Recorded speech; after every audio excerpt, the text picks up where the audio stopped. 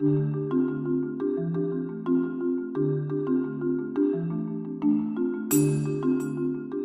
le temps, il y a bien longtemps, on faisait des sites web avec toujours quelqu'un de très important qui était le webmaster. Donc une seule personne avait la main sur la totalité de ce qui pouvait se passer sur le site web. Aujourd'hui, les temps ont changé et on est de plus en plus dans l'écriture collective. Et dans l'écriture collective, on l'a appliqué à la bureautique, on l'a appliqué à plein d'autres domaines et maintenant on peut l'appliquer à la notion de site. Et pour ça, justement, il y a un service particulièrement performant qui est Google Sites. Google Sites va nous permettre de construire un site à plusieurs mains.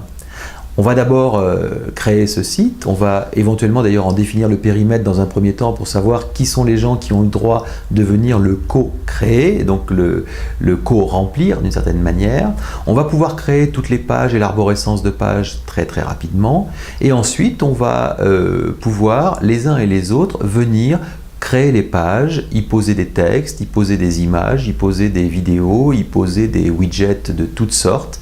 Et on va petit à petit construire ce site à la mode wiki d'une certaine manière, puisque on va le faire à plusieurs mains, chacun pouvant ajouter ou enlever les informations qu'il souhaite.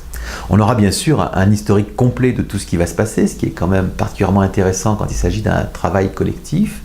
Et en fin de course, on aura la possibilité soit de garder le site en lecture privée, soit d'ouvrir le site de façon à ce qu'il soit vu par la planète entière. Donc avec Google Sites, on a vraiment la possibilité de co-réaliser des ensembles assez sophistiqués de données, de pouvoir le faire sur plusieurs jours ou plusieurs semaines, de pouvoir le faire à plusieurs mains de façon à ce qu'une équipe complète puisse travailler sur ce site et ainsi donc avoir une œuvre collective particulièrement performante.